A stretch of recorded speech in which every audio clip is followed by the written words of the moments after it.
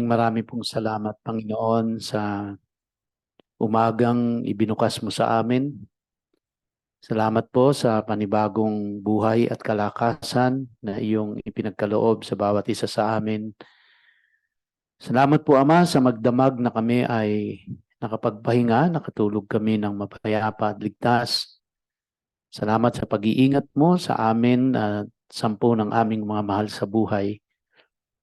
At maraming salamat na muli mo kaming tinipon sa dakong ito upang kami ay sama-samang magpuri sa iyo at makinig ng iyong mga instructions sa iyong mga salita. Kaya tulungan mo po kami, Ama, sa umagang ito. Tulungan mo po ang iyong lingkod na maihatid ang iyong mensahe ng maliwanag at tulungan mo rin po ang aking mga kapatiran na ito po ay maunawaan. Maraming pong salamat, aming Ama. Sa iyo po ang papuri at pasasalamat sa pangalan ni Yeshua. Amen and amen.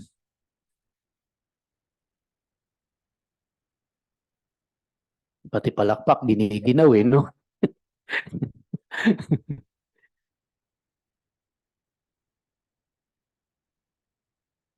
As you can see on the screen, tayo po ay nasa Exodus chapter 24 at ito po ay ang ikalawang bahagi. No? Ito pong tatalakay natin ngayon ay mahalaga po ito dahil ang chapter 24 po ay transitional chapter. No? Transitional chapter po ang chapter 24. At tayo ay pupunta na po tayo dun papasok na tayo dun sa ika-4 na bahagi ng Exodus. Nung last Sunday po na ako ay nagturo, dito tayo nagtapos sa Exodus 24 verse 7. So sabi po dyan, then he took the book of the covenant and read it aloud so that the people could hear, and they responded, everything that Adonai has spoken, we will do and obey. So kung nare-recall nyo po, yung chapter 24 ay ito yung ratification period na kung saan po simula sa chapter 19 hanggang sa chapter 23 ay inilatag ng Diyos doon ang kanyang mga alituntunin o ang kanyang tinatawag po natin sa Hebrew na mispat at ito ay kanyang pinaratify sa mga tao. Ibig sabihin po, ito ay pinatanggap ng Diyos. So, bilang a little review lang po, nakita natin na ang Moses Covenant ay isa pong bilateral agreement. So, which means, gagawin ng Diyos ang kanyang role o ang kanyang parte, basta gagawin ng Israelites yung kanilang parte. So, kaya conditional yung pong mga pangako ng Diyos sa kanila doon po sa Moses Covenant dahil bilateral nga. Kaya yun po yung dahilan bakit kailangang i-ratify yung pong mga inilatag ng Diyos na mga alituntunin o yung mispat. So, at yung mga tao po naman, the 3 million of them that came out from the land of Egypt ay ni-ratify naman nila ito o tinanggap nila ito. Kaya sabi nila, everything that Adonai has spoken, we will do and obey. Pero dahil nga po tayo ay may benefit tayo nung hindsight na nakita na natin kung ano ang nangyari buhat nung ito ay kanilang kinumit sa Diyos, pero yung mga Israelita po, sila ay hindi naging ganoong ka-faithful sa Diyos na tuparin kung ano yung kanilang ipinangako sa Diyos. So nangako sila sa Diyos na lahat ng sinabi ng Diyos Ama ay tutuparin nila, gagawin nila. Pero nakita po natin sa kasaysayan, they failed in so many ways and in many times nag-fail sila sa Diyos. At ganun pa man, sa kabila po ng kanilang mga failures, at hindi lang po basta failures, kundi talagang tahasang nilabag nila ang salita ng Diyos, nanatiling ang Diyos ay tapat naman sa kanyang ipinangako kay Abraham, no? At ang pangako niya kay Abraham ay gagawin niyang, kasi si Abraham po ang kauna-unahang Hebrew, at ang ipinangako ng Diyos kay Abraham ay gagawin siyang father of many nation, no? And all the earth will be blessed through Abraham. At yung pangako niya yung kay Abraham, unilateral naman yon, kaya tutuparin ng Diyos yon. At yun po ang dahilan din kung bakit ang bayang Israel hindi niya iniiwanan. Despite ng mga failures, despite ng mga sins ng Israel, hindi iniiwanan ng Diyos ang bayang Israel. And in the same manner, kahit din po tayo sa atin, lahat po tayo ay maraming beses tayong nagkasala sa Diyos, maraming beses nating finail ang Diyos, pero hindi ho siya, bagamat na we suffer the consequences of our sins, ganun din yung mga Israelita, they suffer the consequences of it, pero hindi ho sila iniwanan ng Diyos.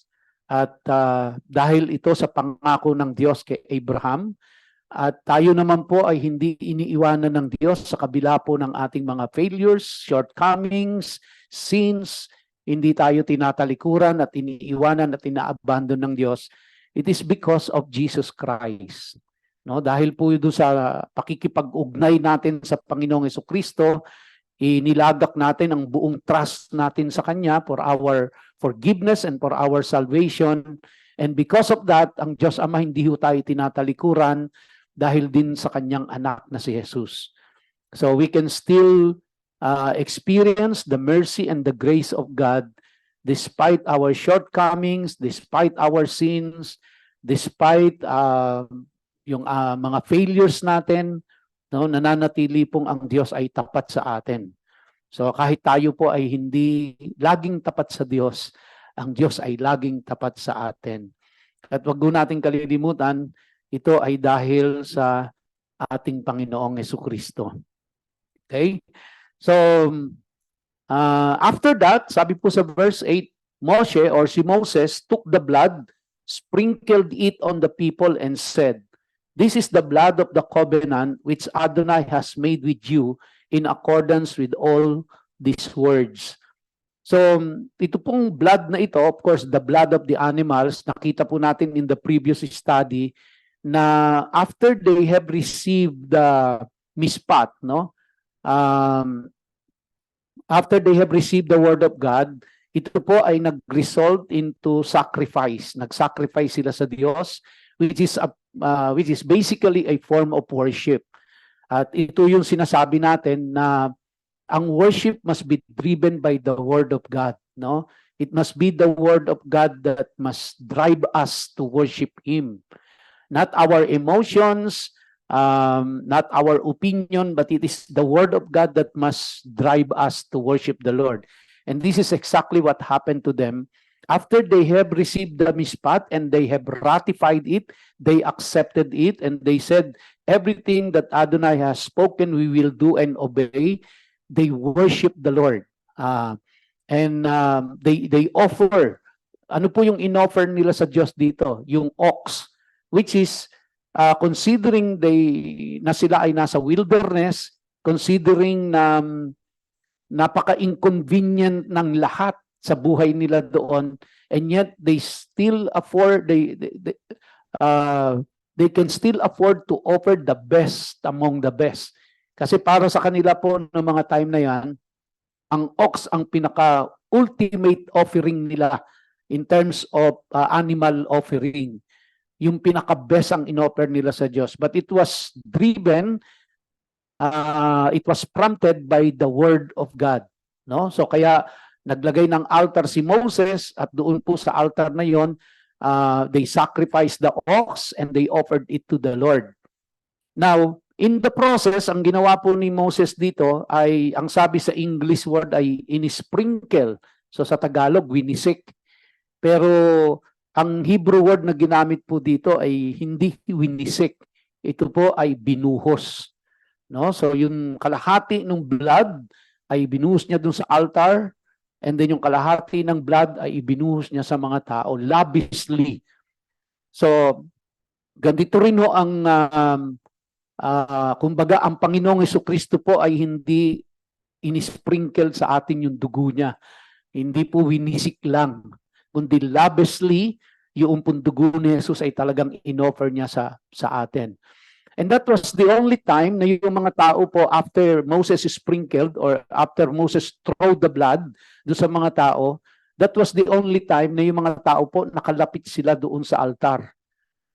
So which means, after they have been, kumbaga parang sa atin po, after we have been washed by the blood of Jesus, yun lang po ang nagbigay sa atin ng karapatan na lumapit sa altar ng Diyos through the blood of Jesus Christ. So yung time nila through the blood of the ox, yun po yung nagbigay sa kanila ng pribilehiyo to come near before the altar of God. And so in our case, spiritually speaking, we were washed by the blood of Jesus Christ, at dahil po doon lang tayo nagkaroon din ng karapatang lumapit sa altar ng Diyos dahil sa dugo ng Panginoong Hesus. No? And this is so important dahil very special po itong pakikipag-covenant ng Diyos na ito. So ang Diyos ay nakipagkasundo. No? This is not only kay Moses o kay Aaron, kundi ang Diyos ay nakipagkasundo, nakipag-covenant sa buong bansa, sa buong nation ng Israel. 3 million people of them, nakipagkasundo ang Diyos. So this is something serious. This is something they have to take it seriously, hindi lang ng Diyos, kundi yung mga tao po. No? Kaya sineryoso ng Diyos yung commitment nila na ito. Now, in verse 8, it says, Moshe, Aaron, Nadab, Abihu, and 70 of the leaders went up. Now, very significant po ito, as I have told you last Sunday, na very significant itong numbers na ito. Kasi yung apat po, si Moses, si Aaron, si Nadab, and Abihu, ay in the Hebrew numerology, yung number 4 po is global in scope. No? And plus yung 70, 74 sila, plus ang Diyos Ama, 75, and again, in the Hebrew numerology, which is what we call the gematria, ang 75 po is a number of redemption. And this redemption is global in scope. So kaya, this is not only for the nation of Israel, this also covers the entire humanity. So in the mind of the Jews, this is how they interpret it, na the event that took place in chapter 24 was not only meant for the nation of Israel, but this was also intended for the entire humanity. Okay, that's how they look at it. No, yung po mga numbers na yan, na sa atin walang masyadong significant yun eh. Walang masyadong important sa atin yon. But in the mind of the Hebrews, that is how they look at it. Now in verse 10, and they saw the God of Israel, these 74 people, no?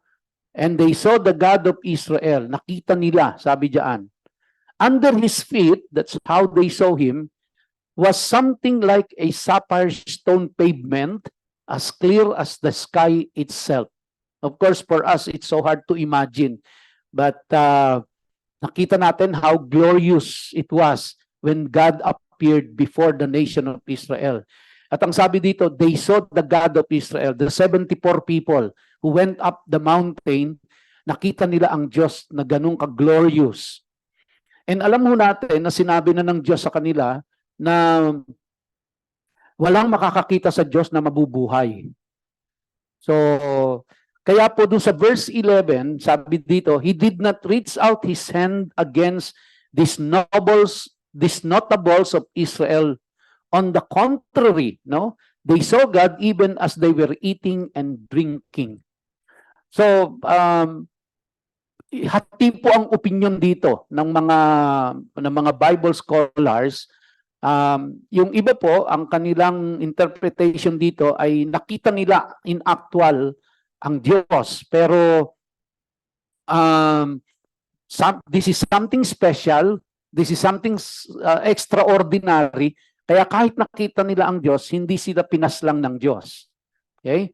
Meron naman po na nagsasabi na hindi nila talaga nakita na ang Diyos. Meron lang some sort of a manifestation na hindi na binanggit kung ano yung kanyang naging appearance, pero hindi talaga ang Diyos ang nakita nila because God is a spirit and God said already na sino mo makakita sa kanya ay mamamatay. Kaya kahit si Moses, hindi niya inalaw na makita siya eh.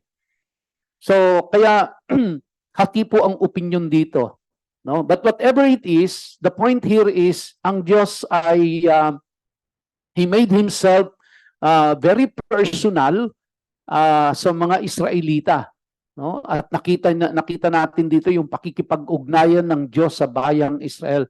How serious He was in meeting them in His mountain, in the mountain of God, which is Mount Sinai.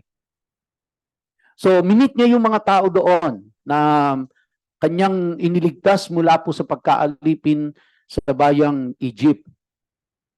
Now, may mention po rito, even as they were eating and drinking. Now, mga kapatid, sa mga Hudyo po, ang pagkain is a form of worship. Kaya makikita nyo from the beginning ng history hanggang sa end ng history, mag-e-end po tayo with the supper of the Lamb. Kaya po ang pagkain ay hindi ito just for mankind to survive. Kundi ang pagkain po in the eyes of God is a form of worship. Kaya kapag tayo po ay nagkakaroon ng LOL at nagkakainan tayo dun sa baba, that is a form of worship in the eyes of God. Remember, ang Diyos po natin, ang Panginoong Jesucristo ay isang Hudyo. At pinractice ni Jesus Christ ang lahat ng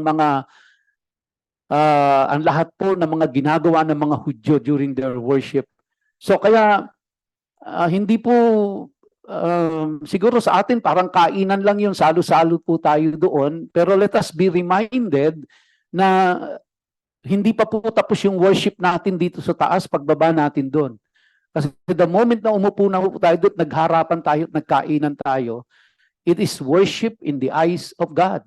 Can you imagine these 74 people on top of the mountain, before God, they were eating and drinking. No? So that is a form of worship para sa kanila. So ibig sabihin yung pagsasalo-salo po ay sa harapan ng Diyos, mahalaga yon. Kahapon po, nandito yung mga katatayan at kami po ay nag-dawn watch, nanalangin. Pagkatapos po ng aming prayer, kami ay nagsalo-salo sa napakaraming pandesal at kokonting palaman. Puro pandesal ang dala namin kahapon eh. So, pero maganda po't mayaman ang naging talakayan, ano? Maisingit ko lang ho at sa first, tama ba ako? Sa first Saturday ulit ng ano po, ng July ay hindi na po prayer meeting ang gagawin ng mga katatayan. Yung po ay breakfast fellowship. Kasi yung pagkain po ay form of worship din eh. No? Kaya wag ho kayo matakot na dumalo kasi hindi ho kayo ituturo para mag-pray, hindi kayo ituturo para mag-share. Umattend lang ho kayo. Gusto lang namin kayong makadaupang palad, makasama sa pag-aalmusal. Ano, ang pakiusap ko lang, mag-usap kayo kung ano dadalhin nyo para hindi puro pandesal. Pero please attend this very wonderful fellowship. You know, alam nyo po, in the eyes of God, it is not just a fellowship. It is worship to God. It is worship to God, mga kapatid. Kaya kahit na pandesal lang yan at kape at scrambled egg, dahil nagsasalo-salo po tayo, it is a form of worship to the Lord.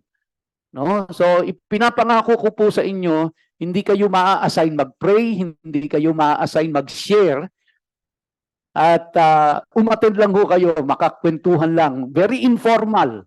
Very informal ho, hindi formal ang gagawin natin. Okay?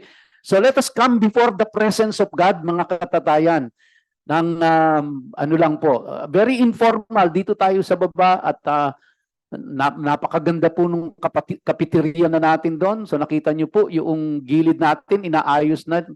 At para magmukhang garden yan, para maganda po ang itsura,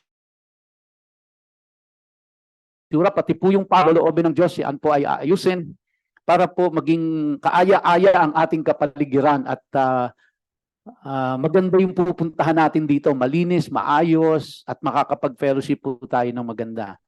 Guys, ang mga katatayan, naisingit ko lang pasensya na.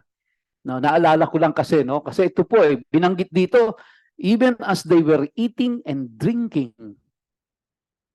Nung sila po ay pumunta doon, napaka-privileged nila. Kasi out of 3 million people, mga kapatid, out of 3 million people, only 74 were allowed to come at the mountain of God. Natatandaan niyo po yun, binakuran yun na kahit hayop, hindi pwedeng dumikit Pagka dumikit yung hayop, panain agad No? Kahit yung tao, pag dumikit ang tao, paslangin agad. Pero itong 74 na ito, they were given the privilege to come before the presence of God. Ang hindi lang ho nila na abot doon yung summit ng mountain kasi that's the place of God talaga. At hindi na, kahit si Moses, hindi siya inalaw sa summit. Hanggang doon lang siya. And kung nare-recall nyo po, ito rin yung mountain na kung saan nagpakita ang Diyos kay Moses through the burning bush. Kaya this is the mountain of God which is called Mount Sinai, but located in Arabian Peninsula and not in the Sinai Peninsula. So, andun sila, no? Kaya nga po nakakahinayang itong si Nadab at si Abihu na experience po nila ito, na hindi na experience ito ng mga maraming tao, ng milyon-milyon tao. Kaya lang bandang huli po sila ay sumuway din sa Diyos. Kaya right then and there, pinaslang yung magkapatid sa harapan ng tatay nila Niyo ba? So kaya medyo mabigat yung parusang tinanggap nila nung sila ay sumuway sa Diyos.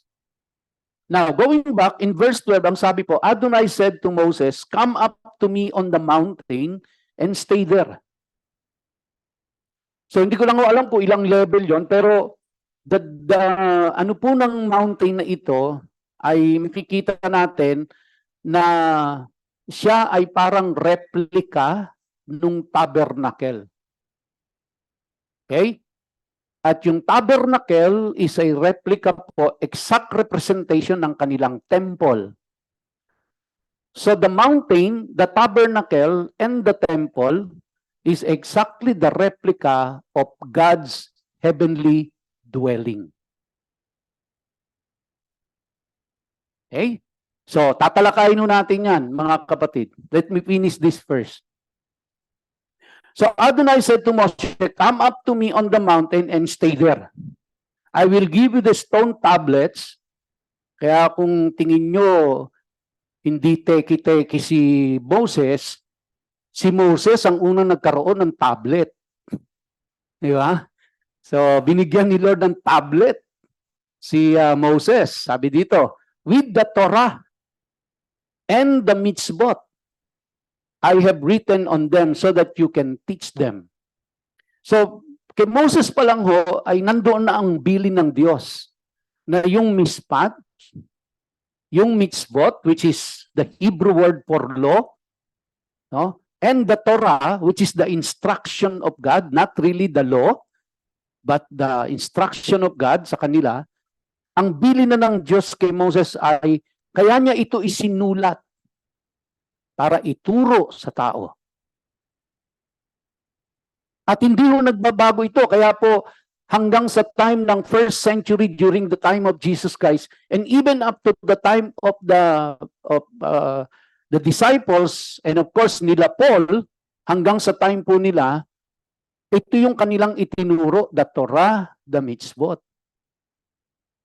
Even si Jesus Christ po, ito ang itinuro ni Jesus Christ. Kaya, I think we are in line. I am convinced, mga kapatid, na we are in line with the Bible kapag ang itinuturo po natin is the Torah, the Mitzvot, the Mishpat. Dahil ito ang ibinili ng Diyos kay Moses. And remember, nung si Moses po at ang Israelites ay lumabas ng Egypt, hindi po sila lahat doon ay mga Israelita. May mga kasama silang mga foreigner. At dahil nakipag-isa sila sa mga Hudyo, kaya sinabi ng Diyos, even the foreigner are included in this. When they committed themselves to be part of the Israelites. Kaya requirement din talaga ito sa kanila, hindi lang sa mga Israelites, kundi maging sa kanila ng mga Gentiles na nakipag-isa sa mga Israelites.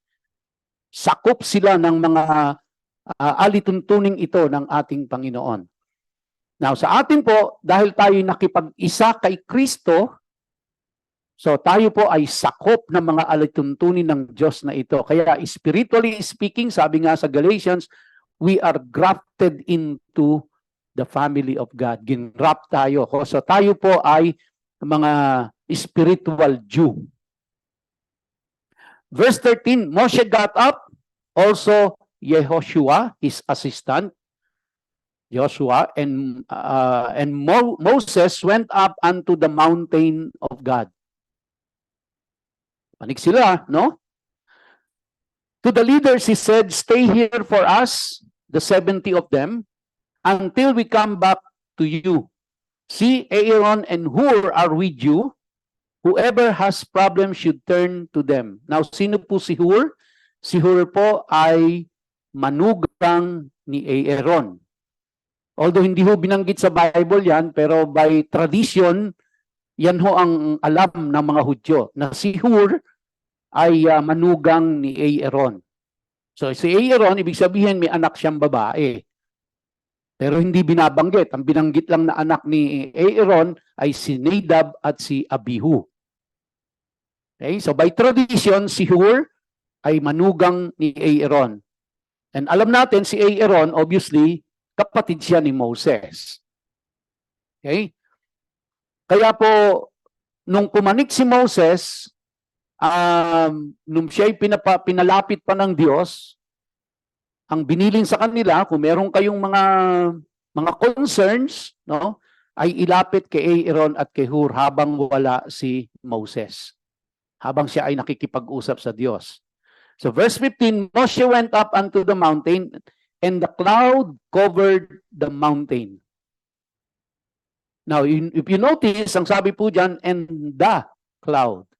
Hindi po clouds covered the mountain. Sabi po dyan, and the cloud. So alam mo natin sa Bible, mga kapatid, God can appear sa pamamagitan ng parang ng ano po, ng clouds, no? So kaya ang ano po dito, ang paniwala dito, it is the Lord na nag-cover in a form of a cloud, kinover yung buong mountain na yan ng presence ng Diyos. Habang nandoon si Moses. Kaya si Moses po ay ganun na lang ang pagtingin, no? Mataas na pagtingin ng mga Israelita kasi si Moses lang ang naka-experience nito.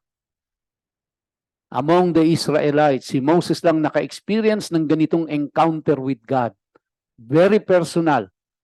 Kaya ganun na lang nila i-uphold ang law of Moses. Kaya ganun na lang nila i-uphold yung mga sinulat ni Moses. Ito pong Torah.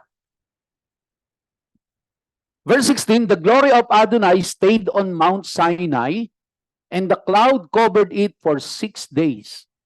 Now, 6, mga kapatid, is again in the Hebrew numerology, para sa kanila po yan, ang ibig sabihin niyan is the grace of God.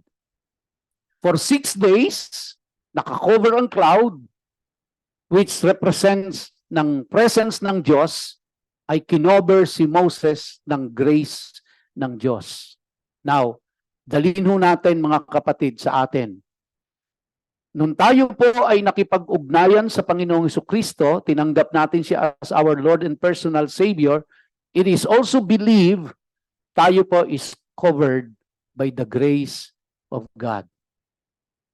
After that 6 days po, on the 7th day, He called to Moshe out of the cloud. On the 7th day.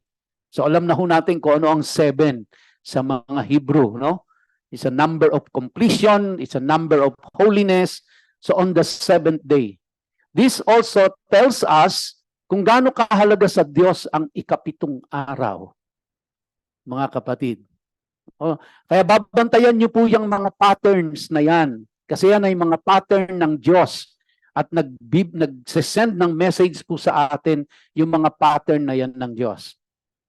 Verse 17, to the people of Israel, the glory of Adonai looked like a raging fire on the top of the mountain. So ito yung nakita nila. While the 3 million people downstairs, looking up to the mountain, habang nandun si Moses, waiting for God for 6 days, and on the 7th day, he called to Moses, and then ang mga tao naman nasaksihan nila is the glory of God. What an amazing sight to see the glory of God. And ito talagang nakita nila in front of them. But despite nung mga experiences nila na yan, imagine nyo po, no, ganun katindi yung kanilang experience, ganun katindi yung manifestation ng Diyos sa kanila. Not to mention what they have witnessed nung nandun sila sa Egypt. Nakita nila kung paano kumilos ang Diyos. But sad to say, because of their disobedience, hindi sila nakapasok sa promised land.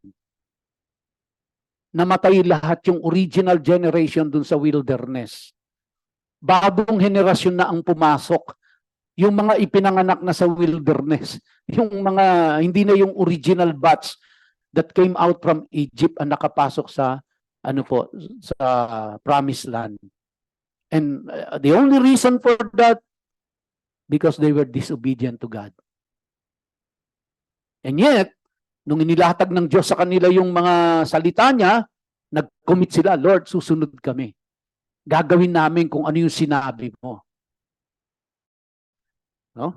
But of course, nakita natin na faithful pa rin ang Diyos sa kanila. Yun nga lang, instead of na makita nila yung pinapangarap nilang promised land, hindi na nila nakita.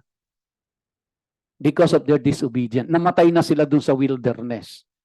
No, they suffered the consequences of it. And so Moshe entered the cloud and went up on the mountain.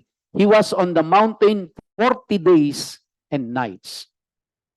Wow. 40 days and nights na nandoon si Moses. And dahil dito, nainip, no, yung mga tao, nainip. At ang tagal naman ni Moses, di na bababayan, baka namatay na. Ay wala namang text message si Moses sa kanila. May ginagawa pa ako dito, hintay lang kayo.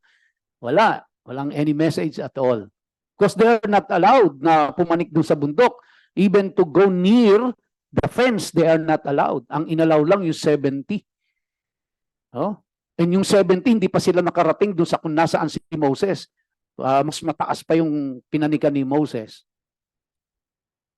So, well, tatalakayin natin, mga kapatid, ang ano ang nangyari sa kanila doon. No? Dadaanan natin yan. But before that,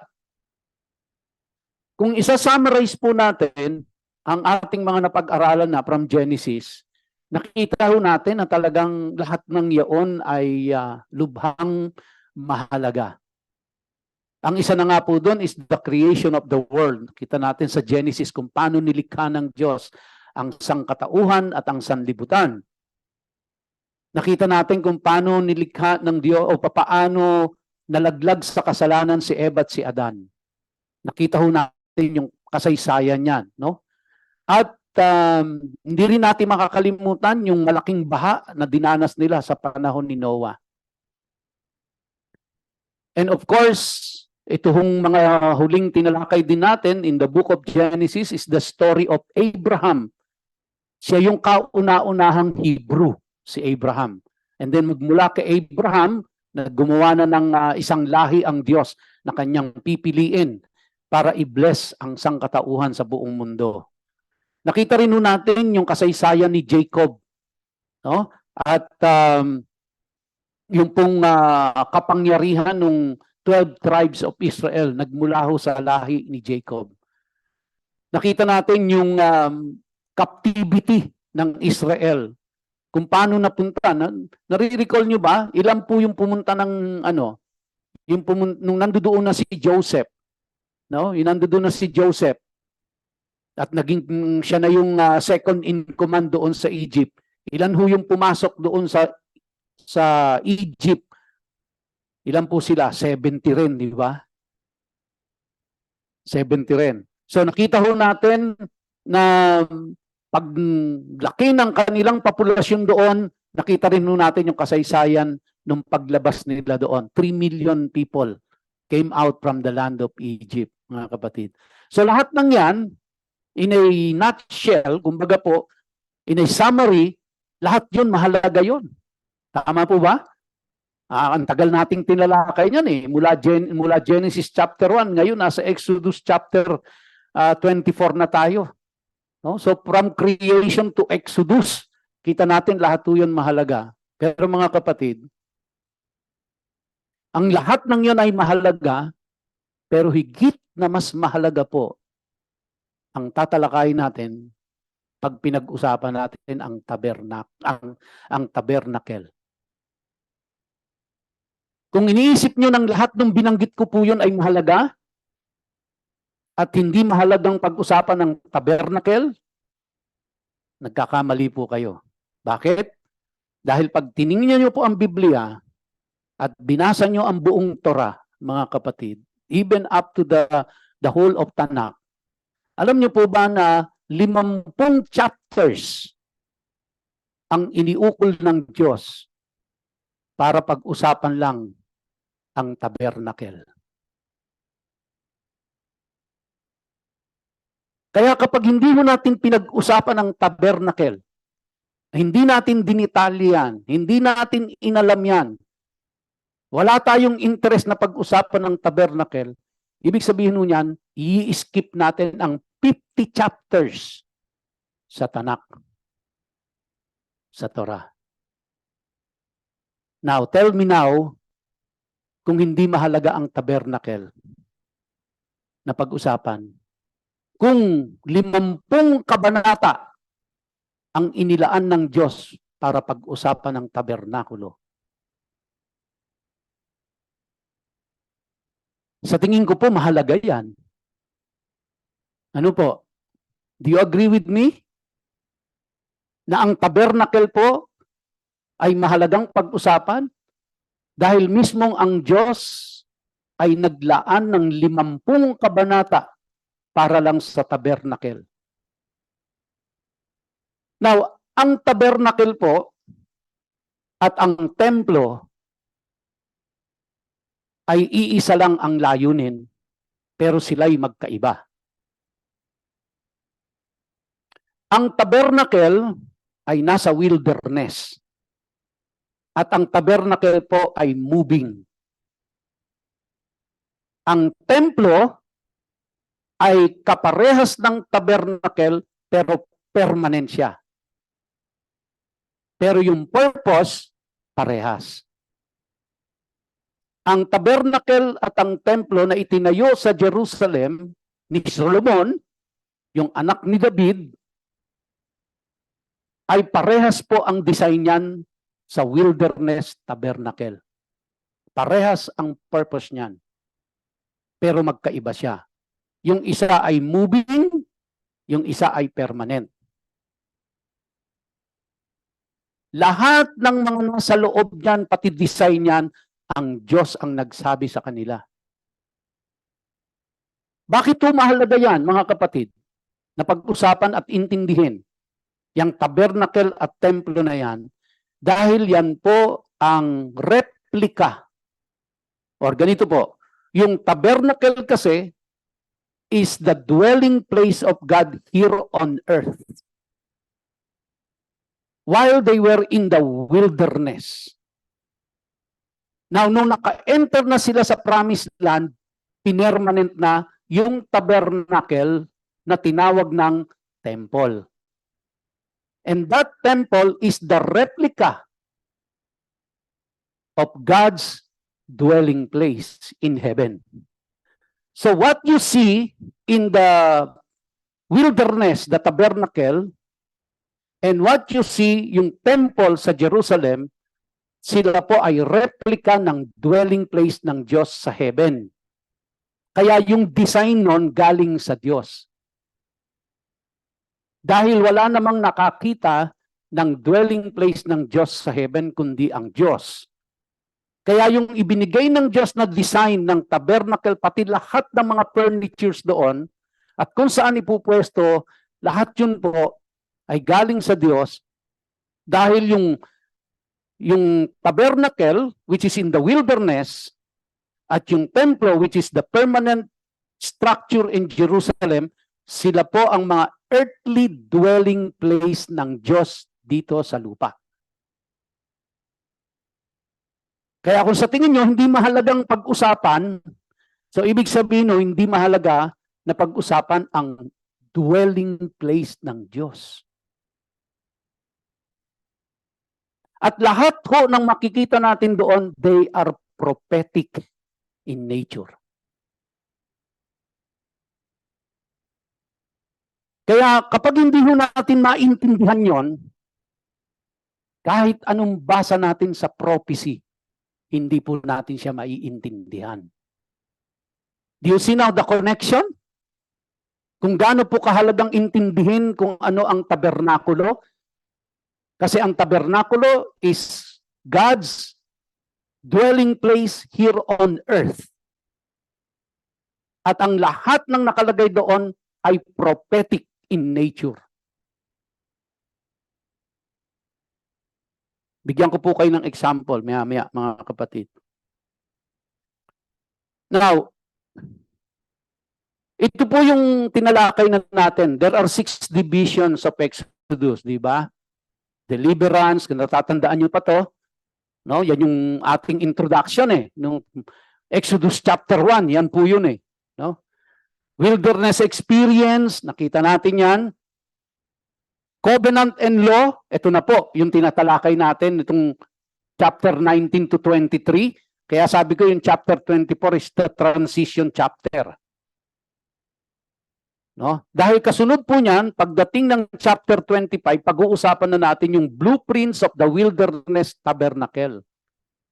Kaya ako po binibigyan ng emphasis mga kapatid, baka tayo'y mawalan ng interes Ano bang kinalaman ko dyan sa tabernacle na yon?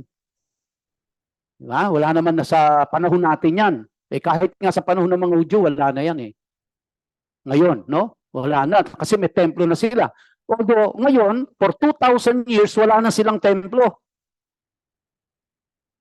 Kasi yung pong unang templo ay itinayo ni Solomon, pero ang nag-ipon ng lahat ng materyales nun, si David, yung tatay.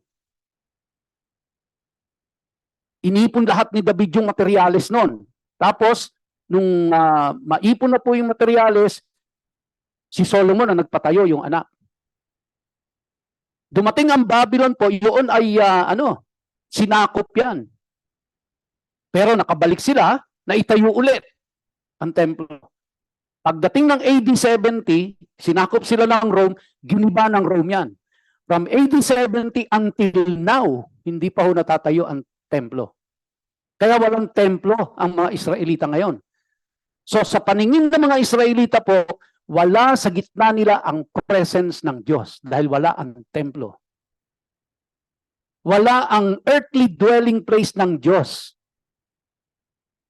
Kasi wala ang templo. Kaya ganun na lang ho, kasi dihi ang kanilang pagnanais na ang templong yan ay matayo.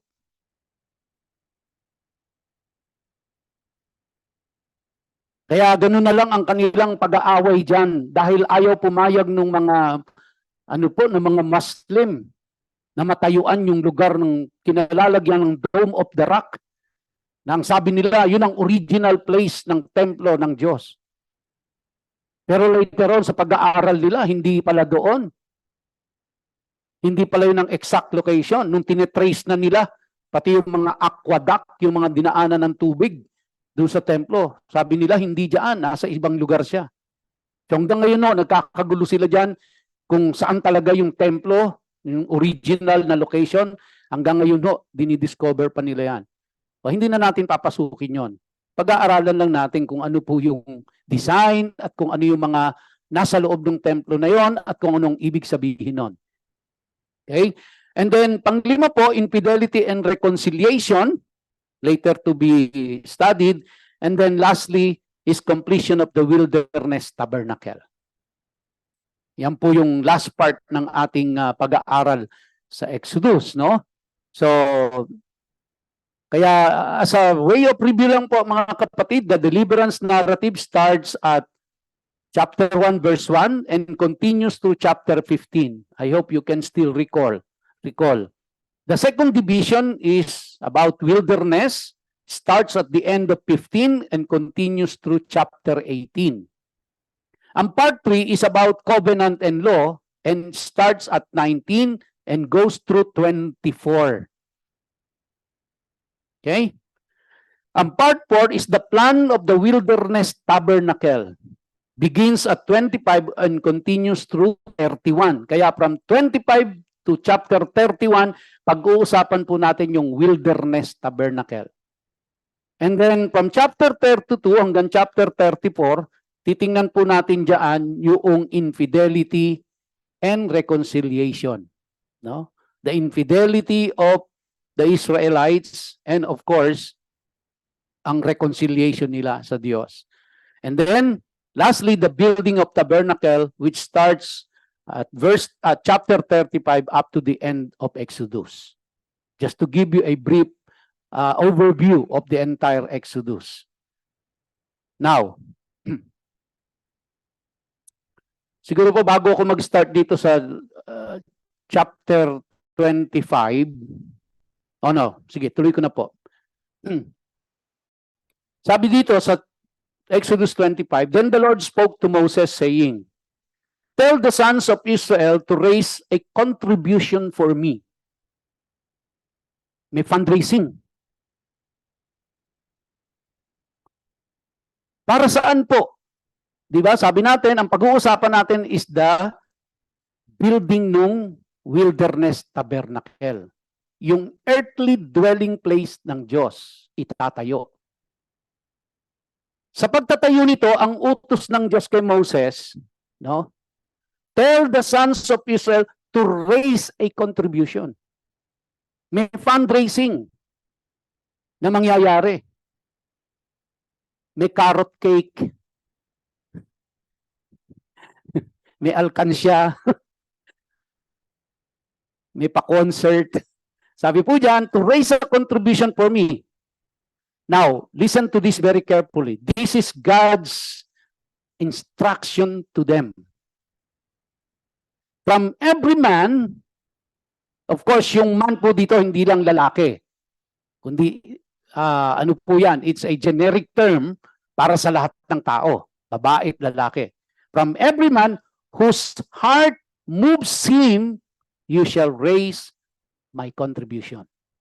So which means, ang requirement ng Diyos sa pagtatayo ng kanyang tabernakulo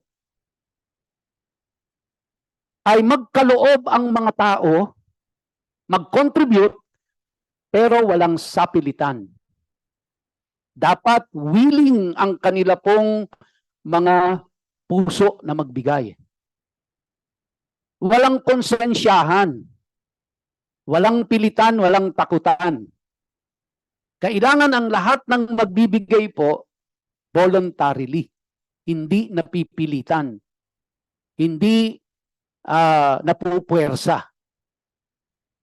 So I think this is a good principle po para sa atin. Later ho, mananawagan tayo kasi yung parking lot natin, nakita nyo naman, di ba? Yung takong ng mga sapatos nyo, bumabaon sa putik, naiipit ng graba. Yung gulong nyo, napuputikan, no?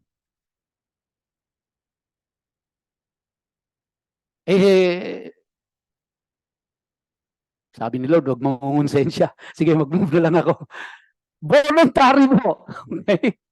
Pag itatayo ang ano ng Diyos, voluntary contribution. Yun po ang requirement ng Diyos sa kanila. Tell the sons of Israel to raise a contribution for me. They are not raising this money for Moses. They are not raising this money para po doon sa mga leaders.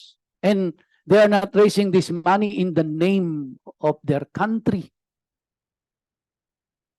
They are raising this money for God. Now, hindi pa kayang i-provide ni Lord? Bakit naman kailangan mag-raise pa ng funds? You know what? Everything na ginawa ng Diyos dito sa wilderness na ito is to test their obedience. Makikita natin pagpunta natin sa Leviticus, pati yung mga requirements sa pagkain. It's not hindi lang ho yan tungkol sa pagkain ang pinag-uusapan. Kasi napopokus tayo po doon sa pagkain eh.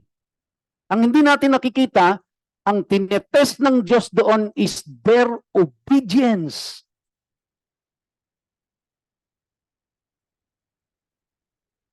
Kaya lang, we focus more on sa food. Hindi natin nakikita na ang focus ng Diyos doon is not the food, but their obedience. Ang focus ng Diyos dito ay hindi yung koleksyon. Ang focus ng Diyos dito is their obedience. Hanggang saan sila susunod sa Diyos. Ito po ang tinetest sa kanila. And they all failed. Yun ang malungkot, di ba? Kung titingnan natin, simple, pero they all failed. Sabi sa verse 3, this is the contribution which you are to raise from them, gold, silver, and bronze. You know what, mga kapatid? Ito pong tabernakulo na ito, na itinayo nila sa wilderness. Ito po ay mobile. So every time na lilipat sila ng lugar, ititiklop nilang lahat yon at bibit-bitin nila yon. At itatayo nila ulit kung saan sila magkakampo. At meron pong requirement ang Diyos kung paano sila magkakampo. Hindi sila pwedeng basta-basta magtayo kung saan-saan. Mamaya, pag-uusapan natin kung may oras pa ako. Sang-ayon po sa tradisyon, yung nakolekta daw po, nabanggit ko na to one time, yung nakolektang ginto lang po dito ay tumitimbang na ng 8 tonelada. That's only for the gold. Yung pang silver, yung pang bronze, yung kahoy na ginamit, yung tolda na ginamit. Isipin niyo po yan, mga kapatid. Tapos 3 milyon yung tao.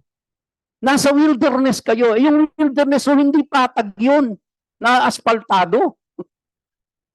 Bulubundukin, mabuto, mabuhangin, etc., etc. Eh, ginto pa lang yung pinag-uusapan, 8 tonelada na eh. Paano nila binuhat ito? Bubuhatin at i-assemble. Kaya yun ang bili ng Diyos sa kanila eh, pag-alis nila ng Egypt. Ang sabi ng Diyos sa kanila pag-alis ng Egypt, likumin yung lahat ang kayamanan ng Egypt. Dahil ang plano ng Diyos, yung mga bit-bit nyo yan, pagdating sa wilderness, itatayo ang aking dwelling place. At ang Diyos, dahil earthly dwelling place niya yan, hindi niya itatayo yan kung hindi materyales puwertes ang gamit.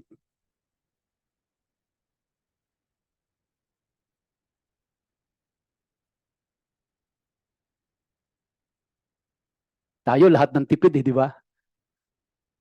Pa-tiles natin to. No? Anong tiles gagamitin natin? Kumuha ka kahit yung class B para mura. Ayan, nagkabitak-bitak na. Katitipid. Katitipid natin. Now, ito yung requirement. Blue, purple, scarlet material, and fine linen, goat hair. Pambira. Bago mo makuha yung goat hair, kakatay ka muna ng goat. Bago mo makatay yun, aalagaan mo muna yun, palalakihin mo. Pag nakatay mo yun at nakuha mo yung mga hair nun, ipaprocess mo pa yun. And you are in the wilderness. Ram skins, dyed red, kukulayan mo pa. Yung balat ng mga baka. Porpoise skins, acacia wood, oil for lighting, spices for the anointing oil and for the fragrant incense, onyx stones. Oh Lord, saan kami kukuha ng onyx stones? And setting stones for the ephod and for the breastpiece, yung isosot ng priest. Saan namin patahiin yan? Let them construct a sanctuary for me. Now, yung pong tabernacle, kaparehas din po yan ng kung ano ang ibig sabihin ng sanctuary. Iba lang ang tawag, no? That I may dwell among them. So, ang purpose ng Diyos, kaya niya pinapatayo yan so that He can dwell among them. Hindi ho natin nare-realize, mga kapatid, kung gaano ka-privilege tayo, kung gaano tayo ka-bless. Bakit to? Dahil sinabi ng Diyos, we are the temple of the Holy Spirit. Ikaw, kapatid, ako na tumanggap kay Jesus, ikaw ang templo ng Diyos. Naisipin niyo po ito, mga Israelita. Para mag-dwell ang presence ng Diyos sa kanila, they have to build this sanctuary. They have to carry these 8 tons of gold, acacia wood. They have to dye the animal skin. They have to process the goat's hair. And wherever they go, they have to carry this tabernacle and set it up. Pag mag-move sila, baklas, tiklop, bit-bit. Pagdating doon sa kanilang titigilan, tayo ulit, set up ulit tayo. Just because they want the presence of God to be in their midst.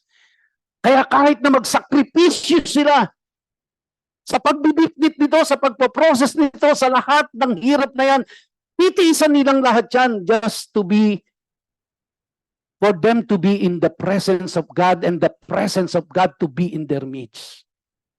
Brothers and sisters, the presence of God is in your heart because God said, we are the temple of the Holy Spirit. Kaya kahit saan ka pumunta, bit-bit mo ang presensya ng Diyos. Hindi mo kailangan mag-set up ng tent, magbitbit ng 8 tinaladang ginto, magpatay ng hayop, mag-process ng goat skin, and all of this. Kaya sabi ko nga sa inyo, pagdating natin ng Leviticus, diyan nyo po ma-appreciate ng gusto ang Panginoong Jesucristo sa ginawa niya sa atin.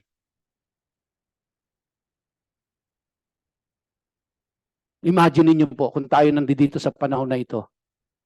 Di ba? Ngayon lang, ayaw natin magwalis ng bakura natin dito eh. Pagbitbitin pa tayo ng ganito, di ba? Now, last verse, and for the form of their faces, each had the face, sorry po. Now, let me,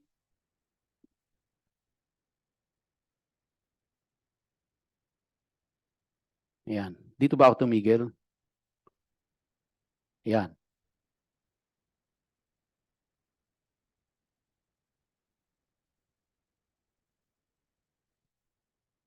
Verse 9, sabi po, according to all that I am going to show you, as the pattern of the tabernacle and the pattern of all its furniture, so you shall construct it. Now, meron na lang po akong 5 minuto para i-describe sa inyo bago ho natin puntahan ang iba pang detalye. Paano po ba bago natin talakayin ng gusto po itong tabernacle na ito? Ganito po ang setup ng kanilang tabernacle. So imagine niyo po, sayang hindi ako nakapag-drawing, kung ito po yung area nila, sa gitna niyan, nandiyan po ang tabernacle. May correct measurement yan, may correct orientation yan, may correct height yan, lahat po ng specs niyan. At yan po ang tabernacle laging facing east. So, ang east po ay right. Ang west ay left. Ang north ay taas. Ang south ay baba. Tama po? So, east, west, north, and south. So, kaya kapag tinayo nila yung tabernacle, kailangan alam nila yung nasaan ng east. Kasi ang Holy of Holies must be facing east. Okay?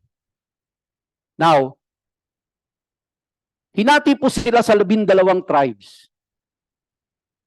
Kapag sila ay magka-camp, nasa gitna po yung kanilang tabernacle. Doon nila i-set up. Ang nasa kanan, which is nasa east side, ay si Issachar, yung tribo ni Issachar, yung tribo ni Judah, at saka yung tribo ni Zebulun. Ang nasa west side ay nandoon po si tribo ni Manasseh, at saka tribo ni Ephraim, at saka tribo ni Benjamin. Now, mamaya po explain ko sa inyo bakit ganyan ang distribution nila. Ang nasa north side, andun ang tribo ni Asher, ang tribo ni Dan, at saka ang tribo ni Naphtali. Ang nasa southern part ay nandoon ang tribo ni Simeon, ang tribo ni Reuben, at saka yung tribo ni Gad. Question, nasaan ang tribo ni Levi? Na mga Levites. So yung tribo ni Levites po, distributed sila. Nasa east, west, north, and south. At yung tribo po nila, ang nasa pinaka malapit na distansya doon sa tabernakulo. Kaya nakapaikot po na ganoon ang tribo ng mga Levites. At yung tribo po ng mga Levites na yan ay nasa 22,300 equally distributed sa lahat ng sides noong pong tabernacle. Nasa east, west, north, and south sila. Okay. Yung tribo po ng ni Issachar, ni Judah, at saka ni ni Zebulun. Ito po ay bumibilang ng 186,000 ng mga kalalakihan. Pag sinabi nating kalalakihan, ito po yung mga fighting men. Which means, hindi sila yung hindi binibilang yung mga hindi pa kayang makipagdigma, hindi na binibilang yung mga matatanda, senior citizen, no? May 20% discount pa. Hindi na binibilang ang mga may sakit at may mga kapansanan. At hindi binibilang ang babae at mga bata. So ang binilang po dito ay yun lang mga fighting men. Kaya doon sa tribo po ni Issachar, ni Judah, ni Zebulun, ang total na mandirigma nila doon ay 186,000. Sa kabilang dako po, sa tribo ni Manasseh, ni Ephraim at ni Benjamin, ang bilang po ng mga fighting men nila is 108,000. Sa tribo naman po ni Asher, ni Dan, ni Naphtali, ay bumibilang po sila ng 157,000 fighting men. Doon po sa tribo ni Simeon, ni Reuben, ni Gad, ay ilan po sila dito? Walang binanggit kung ilan. Now, bakit po dito sa east side muna tayo? Sa east side, Nando doon si Issachar, si Judah, tsaka si Zebulun. Bakit sila ang pinagsama-sama doon? Sapagkat si Issachar, si Judah, si Zebulun po, sila yung mga tatlong anak ni Leah. Sa kabilang dako, ang nando doon po si Manasseh at si Ephraim. Sino si Manasseh at si Ephraim? Sila yung mga anak ni Joseph doon sa kanyang Egyptian wife. Tama? Kaya yung dapat na parte ni Joseph binigay kay Manasseh at saka Ephraim. Kaya sila ang pinagsama doon, magkapatid. Sa west. Okay? Now, at ang kasama nila ay si Benjamin. Bakit si Benjamin ang kasama ni Manasseh at ni Ephraim? Kasi si Benjamin ay anak ni Joseph at saka ni Raquel. Si Joseph, anak niya si Manasseh at saka si Ephraim sa Egyptian woman. Si Benjamin, anak niya kay Raquel. Kaya magkakapatid sila sa ama. Kaya sila pinagsama-sama doon. Sa taas, sa north, pinagsama-sama si Asher, si Dan, at si Naphtali. Bakit po? Kasi si Asher ay anak po ni Jacob kay Leah, o anak ni Jacob doon po sa katulong ni Leah. Na naging, alalahanin niyo po, 4 ang naging asawa ni Jacob. At ang dalawa po doon ay katulong nung kanyang mga asawa. No? Now, bakit si Dan sinama doon, tsaka si Naphtali po? Kasi, sila po ang anak naman ni Bila, na katulong din. Magulong buhay nito, kaya tama lang dapat isang asawa lang eh. And then sa baba, si Simeon tsaka si Reuben po naman ay anak naman ni Jacob doon sa kanyang first wife na si Leah. Bakit isinama si Gad? Kasi si Gad po ay anak naman ng katulong ni Leah na unang asawa ni Jacob. So, kaya po, in summary, pinagsama-sama yung mga magkakapatid. Whether magkapatid sa ina or magkapatid sa ama't ina, pinagsama-sama para malesen ang kaguluhan. Kasi po, sa mga Hudyo, masyadong masyadong matimbang ang dugo. Kaya para sa kanila, kumbaga, blood is thicker than water. So yun po yung purpose nun. Now, nako, sobra na ako ng 3 minutes. Anyway, kasi gusto ko pong tapusin ko na lang ho ito, pwede? Okay. Doon sa tribu po na nasa east, ang ginawang leader doon ng tribe na yon, si Judah. Doon po sa west, ang ginawang leader doon, si Ephraim. Doon po sa taas, ang ginawang leader doon, si Dan. Dito po sa baba, sa south, ang ginawang leader doon, si Reuben. Sila yung mga dominant tribes. So si Judah, si Ephraim, si Dan, si Reuben. At ang bawat leader, may kanya-kanya po silang mga banner. May kanya-kanya silang symbol. Si Judah, ang symbol niya is lion. Si Ephraim, ang symbol niya is ox. Si Dan, ang symbol niya as eagle. Si Reuben, ang symbol niya is man. Okay? Now, Ezekiel chapter 1 verse 10. Nung isinulat ni Ezekiel ito, 700 years nang patay si Moses. Sabi niya, as for the form of their faces, each had the face of a man, all 4 had the face of a lion on the right, and the face of a bull on the left, and all 4 had the face of an eagle.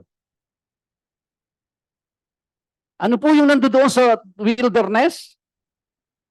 Si Judah, lion, si Ephraim, ox or bull, si Dan, eagle, si Reuben, man. Ano yung dinescribe ni Ezekiel kung ano po yung nandoon sa wilderness? Revelation chapter 4. I will close with this. Out from the throne come flashes of lightning and sounds and peals of thunder. Now remember, this is Revelation, huh? And there were 7 lamps of fire burning before the throne, which are the 7 spirits of God. And before the throne, there was something like a sea of glass, like crystal, and in the center and around the throne, 4 living creatures full of eyes in front and behind. The first creature was like a... Sino po yung nasa kanan sa wilderness? Judah. Ano ang kanyang symbol? Lion. And the second creature like a calf or a bull or an ox. Sino po yan? Si Ephraim. Nasaan siya? Nasa left. Nasa west. And the third creature had a face like that of a man. Sino po siya? Si Reuben. Nasaan siya?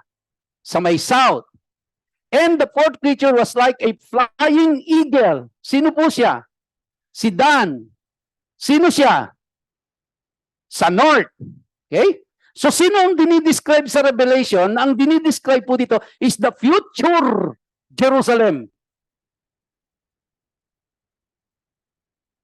So, kaya nakita nyo, hindi mahirap intindihin yung mga creature na yon kung alam natin kung ano yung nandun sa wilderness at kung kanino nang galing yon at kung ano ang ibig sabihin nun. Kaya yun po yung sinasabi ko na hindi natin maiintindihan yung prophecy sa Revelation kung hindi natin maiintindihan yung Exodus. Magtataka tayo kung ano yung eagle doon, kung ano yung man, kung ano yung lion, kung ano yung ox. Kung hindi natin alam yung Exodus. Kaya po yung tabernakulo ay prophetic in nature. At ang sabi diyan, and the 4 living creatures, each one of them having 6 wings, are full of eyes around and within, and day and night they do not cease to say, Holy, holy is the Lord God the Almighty, who was and who is to come. So hindi mo mahirap intindihin pala yung Revelation na yon. Kung naiintindihan natin kung ano yung nasa Exodus at nangyari doon sa wilderness na sinet up ng Diyos na tabernakulo na yung pala is God's earthly dwelling place. Na later on mga kapatid, yung New Jerusalem will be set up the same. Kaya ang mga Hudyo po mga kapatid, hindi sila naniniwalang sa heaven sila titira for eternity. Why? Kasi ang mga Hudyo, ang utak ko nila, ang heaven 3 bahagdan. Ang unang bahagdan yung mga ulap na nililiparan ng mga ibon. Ang pangalawa is yung universe, yung kalawakan. Ang pangatlo is the dwelling place of God. At ang mga Hudyo, hindi sila naniniwala na ang tao ay makakatira sa dwelling place ng Diyos, which is heaven. Ang mga Hudyo ay naniniwala ang kanilang eternity will be spent in the New Jerusalem, which has the same setup just like what they have seen in the wilderness during the time of Moses.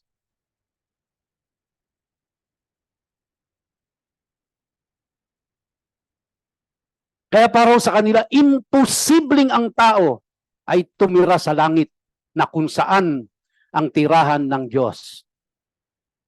Para sa kanila, walang taong makakatira sa tirahan ng Diyos. Para sa Diyos lang yon. Kaya ang tao hindi aakyat sa langit, ang Diyos ang bababa sa lupa.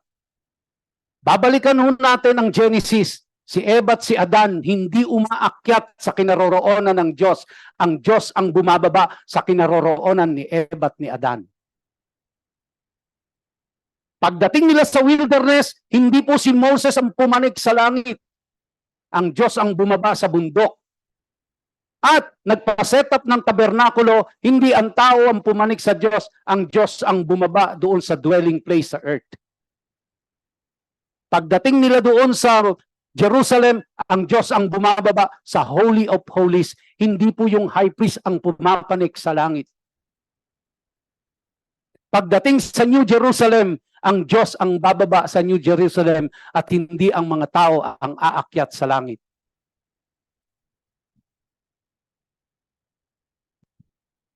Paano ho tayo pinalaki? Pag namatay tayo, aakyat tayo sa langit sa piling ng Diyos. Tama? Ano ang sinasabi ng Biblia? Kaya ang Diyos ang bumaba sa atin, kaya tayo ang ginawang dwelling place ng Diyos. And it will remain like that for the rest of eternity. Kaya there will be new heaven and new Jerusalem. The new heaven is right in the new Jerusalem. Mga kapatid.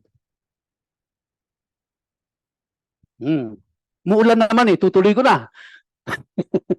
Hindi mo kayo makakaalis eh. Wow.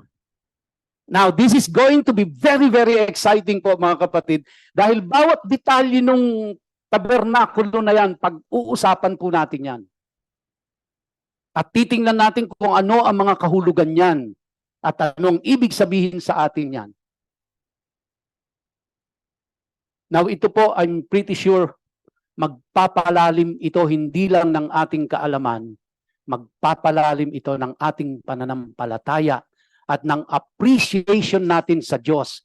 Kaya po ito ay nagresulta ng pagsamba sa kanila. Kaya ang magre-resulta po ng pagsamba sa Diyos ay ang salita niya. Okay? Marami na naman kayong pag-uusapan sa LOL. Tayo po tayong lahat mga kapatid at yes, palakpakan natin ang Diyos. Purihin natin ang